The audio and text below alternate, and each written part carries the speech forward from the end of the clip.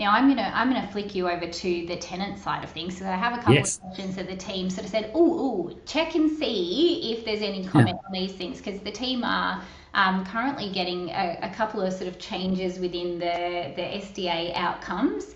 Yep. And it's always really, really nice to get some feedback from someone in the know. So Yep.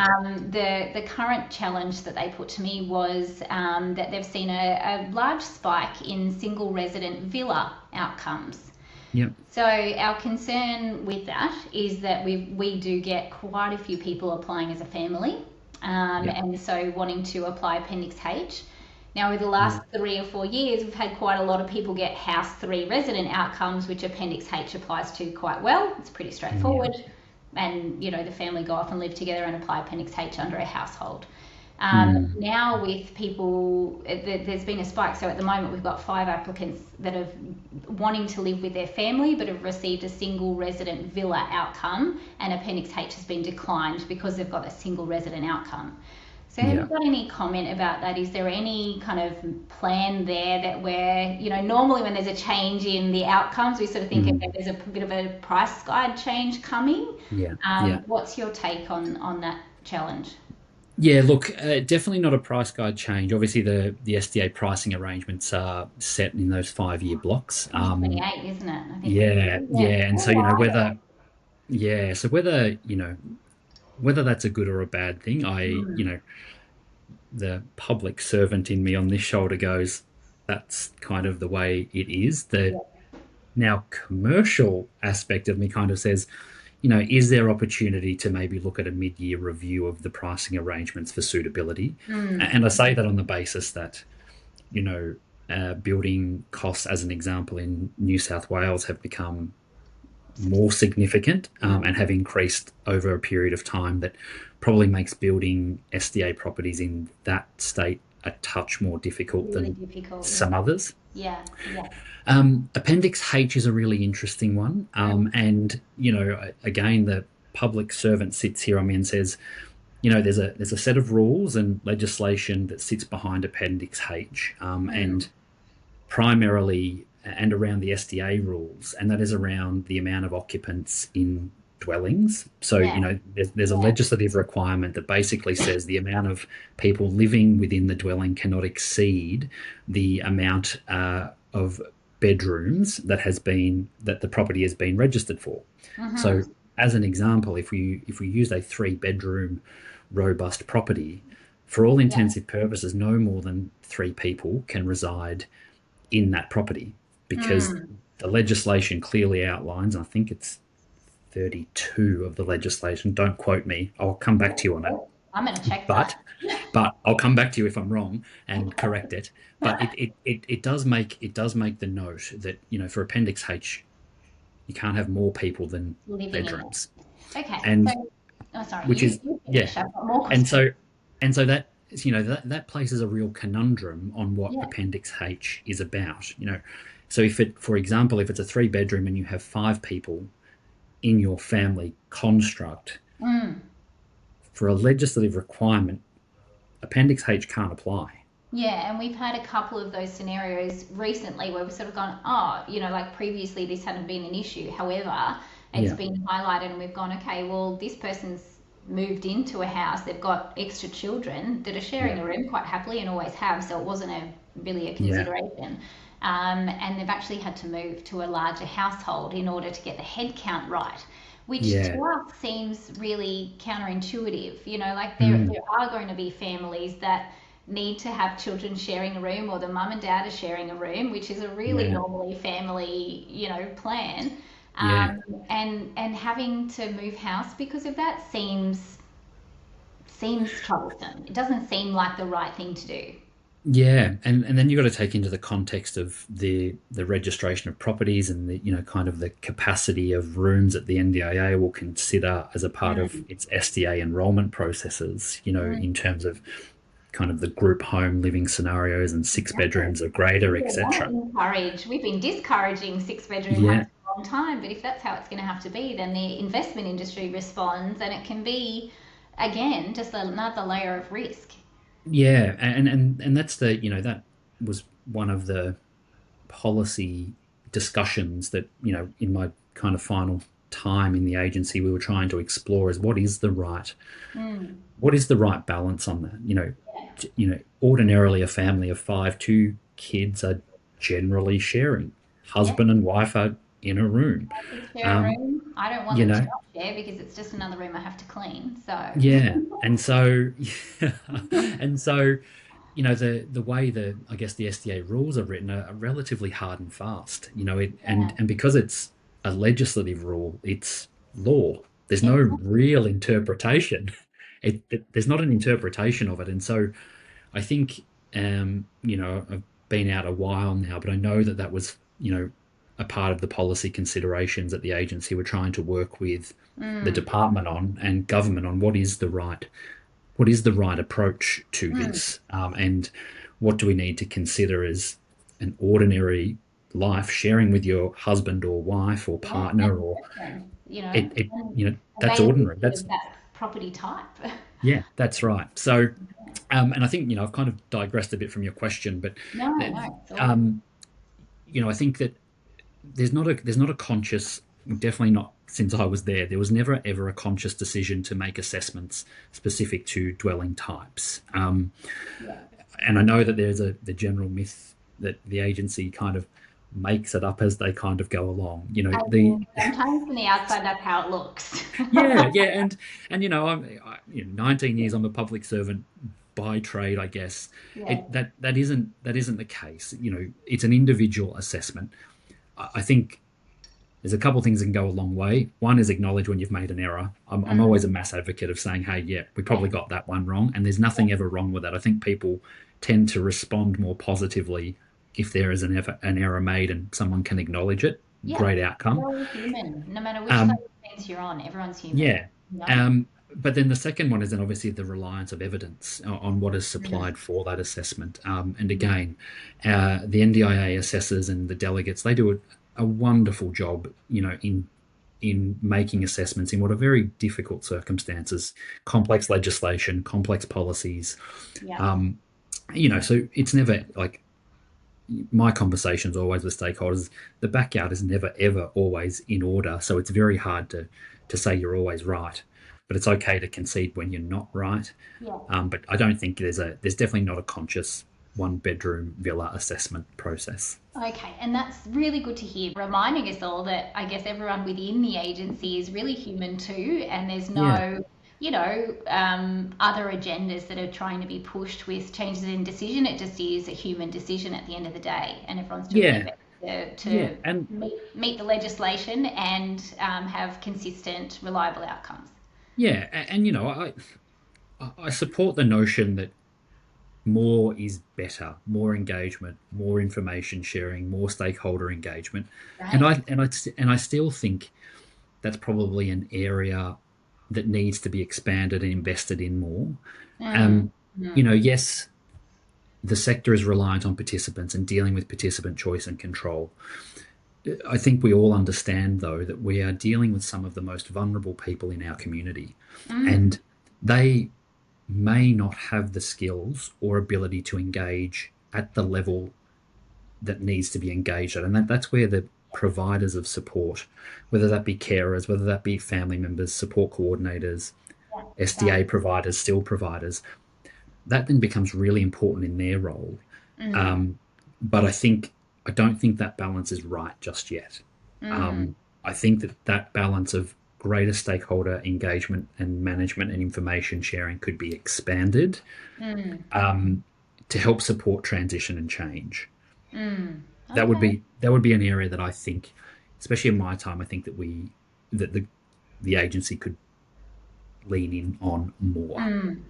Look, on that note, I think the STA providers don't generally get too involved in that early sort of transition planning, Mm, and but the STA provider, I think, can really creatively problem solve and have a commercial outcome and advocate for that participant a lot more than what we really get asked to do. And yeah, that's the bit that I think we could have a bit more stakeholder engagement from the NDIS with us to kind of go, okay, there's the legislation, there's the SDA outcome, this is the house, what can we do here? Yeah. to provide a better outcome, I think, for the NDIS and the participant. So in Yeah. that example where, the family's got one too many children to fit under that roof according to the legislation, we might be able to have a pathway to put that case forward and have it considered anyway under Yeah. some kind of other structure. Yeah. Um, Yeah. And I think that's these are the things that government must explore. We so, want participants to have choice and control. And so in some respects, I feel that in some participants may want to accept the risk, right? mm, Like mm, any person who's not on the NDIS, okay, so we're saying you've got one too many people. This is the risk. The risk associated with this is around care provisions. The risk associated with this is around the legislation. The risk, like there's a multitude of things that you could look at, yeah, and whether the participant is prepared to accept that risk, yeah, yeah. and Risk is a huge part of the decision yeah, making. They can it choose is. to, forego an extra room for an OOA provider to be in to have their families to provide those informal supports instead. Yeah, yeah, And it could meet a whole bunch of other needs that are more important to them, and it's their yeah. choice to be able to do that. And that's right. And if that is one of the scenarios, then an NDIS participant plan is adjusted accordingly to account for the informal support arrangements rather than being a funded support arrangement. And Yeah, in some respects, that's the intent of the scheme, right? Is to look at what kind of informal support you have around you prior to getting the paid support work. yeah, So yeah. there's things that could possibly work in those environments. It's just a touch rigid at the moment, and that is Mm, the challenge on balancing risk and quality and safety mm, and legislation to participant outcome. yeah. And so, where is that balance? Yeah, excellent. Well, I'm pleased that you've gently encouraged us all to find the balance within the home and living team. Yeah. All right, enough about my questions. Tell us what you're doing at your new company and where are you headed? You're now in the private sector. It's been set free. What are your plans? Yeah, yeah. Look, so as I said earlier, joined Max Life Care, a New South Wales provider in support independent living. They have a real focus in the hospital discharge area. Hmm. This is a doctor-led organisation and has Okay. been since its establishment. So I can confidently say, and I know it sounds like I'm spruiking, but I can confidently say that Max Life Care is an alternate SIL organisation to what the traditional SIL model looks like. Right. They look at the clinical care arrangements, they look at the disability support arrangements, they look at how a participant needs to transition from a hospital to a home, Yep. and really have a clinical lens attached to their assessments on participants. Excellent. Um, as I say, it's purely New South Wales based at the moment.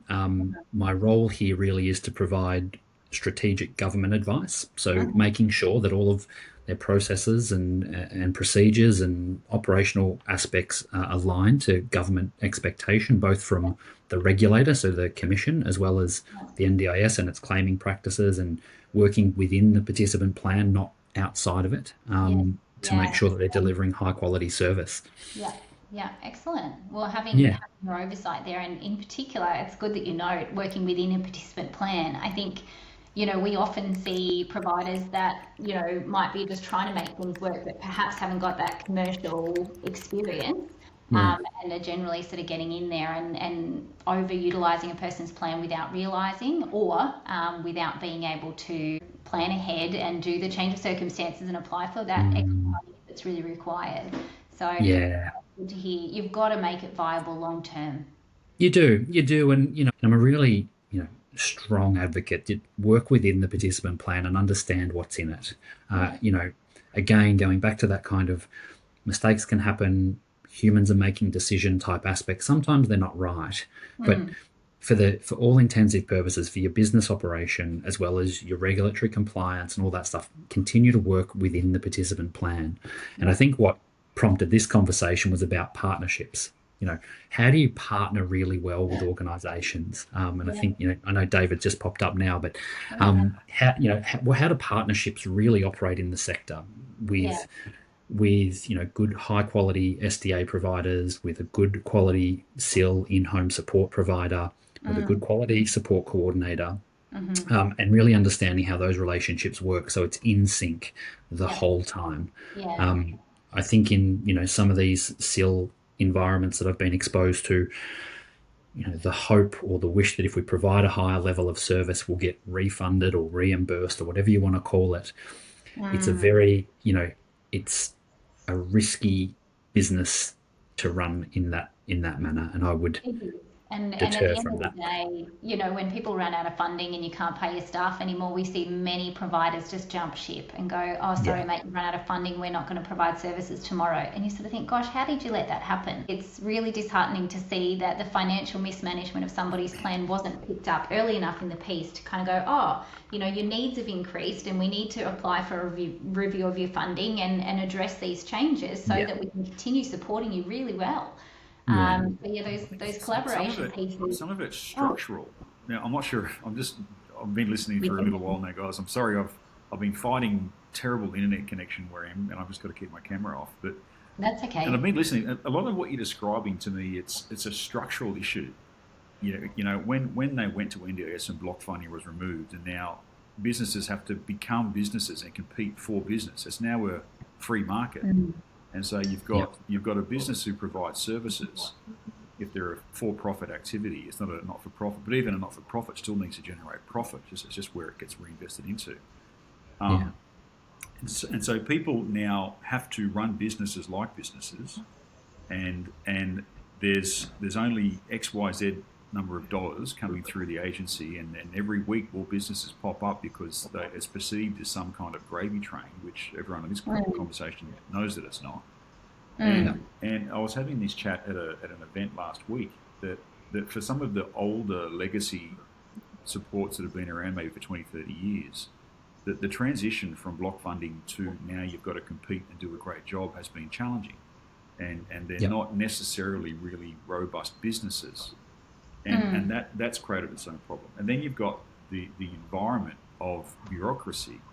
Now, Shane, you've grown up in this environment, and it's like for you, it's yeah, the water you swim in, and for people who don't necessarily have that exposure, it's diabolically complicated to Mm. yeah, navigate some of the things you need to yeah, navigate. On top of the business stuff, on top of the provide the services that the business provides, and it's yeah, Yeah. little wonder that people run afoul.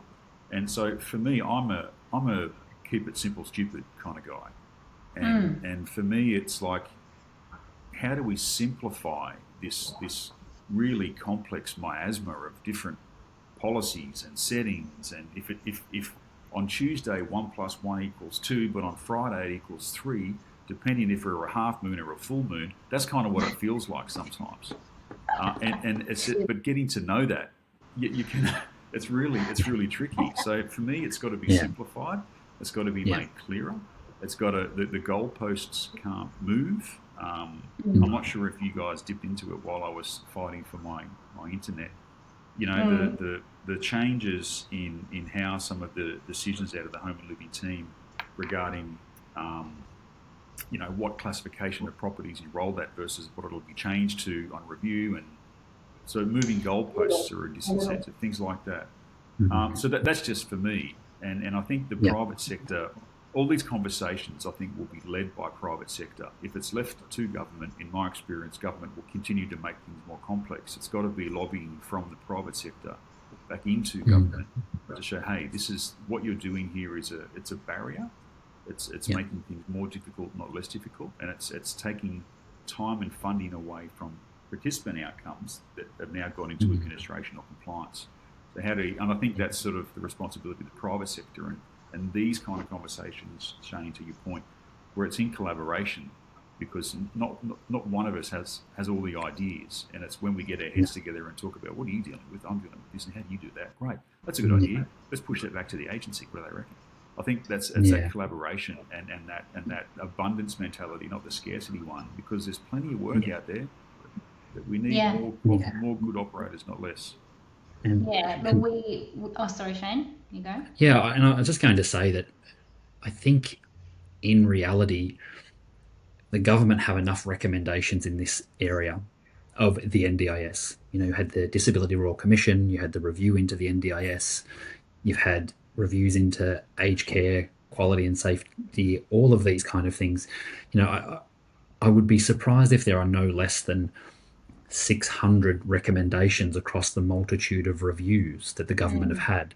So it would be unlikely that nothing hasn't been thought of in terms of recommendation. It's about how you turn them from recommendation into action in a really considered approach. And some things can be consultation because it's law, or it might be, and then things can be co-designed.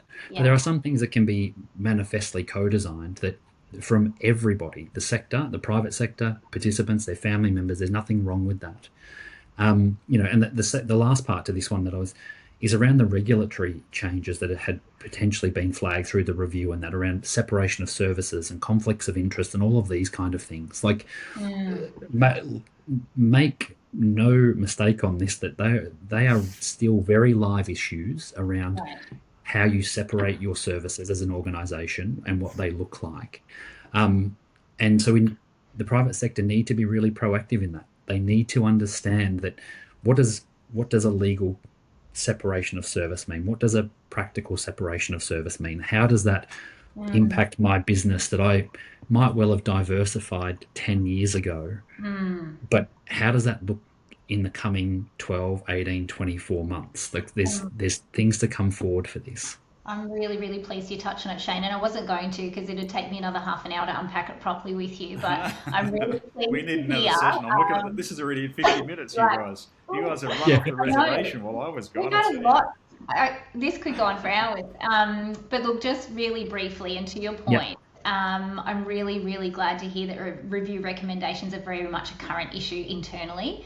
And that separation of services for us, we're sort of waiting for that recommendation to come out as a policy change or an operational change with some really clear guidelines, because the feedback we get from SIL providers that approach us and sort of say, hey, we've got this portfolio of housing and we know the recommendation is to separate that out. We don't actually know what to do because there's no clarity on what that has to look like. And that's where, the early adopters are really stepping out and doing it anyway. And we're really, really pleased to be working with some partners in separating out their portfolios and supporting them to become their SDA manager. But I think there's a lot of cool stuff that we don't know yet, and so there's a lack of action. Yeah. It's a spicy one. You've got people who are adamant. They're like, no, separation of services is a bad idea. And then there's other people who are like, it's the only way to go. Other people are indifferent. Then you've got people already manoeuvring just to sort of create different entities with the same directors that have different names that are on paper unrelated but are practically related. So we're not sure where that line is, but there's really some differing attitudes about it. And I think if and when there's a date that says by now, I think there's still going to be an uphill fight. No doubt. And I guess anyone to think that the government hadn't considered all of these ways that people may try and separate their services or their legal and practical separate. All of these things were, fleshed out through relevant meetings and discussions. I'm a strong advocate for the ensuring that participant has choice and control and there's no conflict of interest, and they can walk whenever they want to walk out of a service because they're not happy, and they, if that means they walk from their SIL, they want a new SIL in their SDA, they have the ability to do that. I think that is paramount, like absolutely important. Yeah. I think the one thing, David, that would probably make this just as spicy is if you project in 12 or 18 months' time forward what the potential landscape of a participant's life may look like, if I may, for 2 seconds. But in the home and living context, if we take it that there is that legal and practical separation, a participant will have an SDA provider that will be different from their SIL provider, that will have a navigator, but will have a secondary navigator because that navigator is a specialist in home and living. Yep. To then have a plan manager, like they're going to have a mass amount of relationships to have to deal with in a very administratively complex environment already. Yes. Already. Yeah. So there is a lot of work to be considered when you consider the home and living context, on how these separations might work. Is there too many moving pieces? So there's going to be a question on, is there too many moving pieces between separation of services and supports and intermediaries? How do you strike a balance on compliance and integrity, and quality and safety and all of those other things? And so, the landscape is interesting in that environment, and it will be one for the proactive private sector organisations will probably reap more benefit than ones that are reactive. Yes. Yeah. No, we're seeing that as well, and been exciting to unpack that with the providers that are trying to get ahead of that and really address it and see it for what it is. You guys, you're better at property management. Let's separate it out properly, and then the participant has choice and control, and they know that if they're doing a really good job in their service delivery, then the participant stays with them, which is great. And that should be. On that note, I think we should start to wrap up. This is, I think, officially the longest podcast we've ever done, Shane. Oh no, David! I could keep talking for hours. I could keep going and keep going. We didn't even have a beer. Probably something we should have this chat over at a conference one time. I think we're in Sydney at least a couple of times a year, so we should probably do it face to face. Definitely, look, Shane. I really apologise for the technical challenges I faced this morning. I'm normally a bit more prepared, but happenstance took me away from my desk this morning. So I will listen back through this long conversation you've had, and we'll probably break it into at least 2, maybe even 3 episodes for this one to upload over the next few days. But mate, thank you so much again. I know it's a weird thing to sort of meet for the first time just before we start to record a podcast, but I really appreciate you taking the time out of Max Life Care's time today to record this podcast with us. But I'm pleased that you got to share a little bit about what you're doing there. And it's important, again, and we really like to talk to other businesses and drop their names and share what they're up to if they're doing good stuff. Thanks for carrying the torch for me today while I was struggling through. No worries, it was delightful to have the floor without you nattering in the background. So thanks, Shane. Thanks very much, guys. It's been awesome. Been a really great conversation. Let's do this again. Next time I'll have my tech worked out. Okay. All right. Thank you so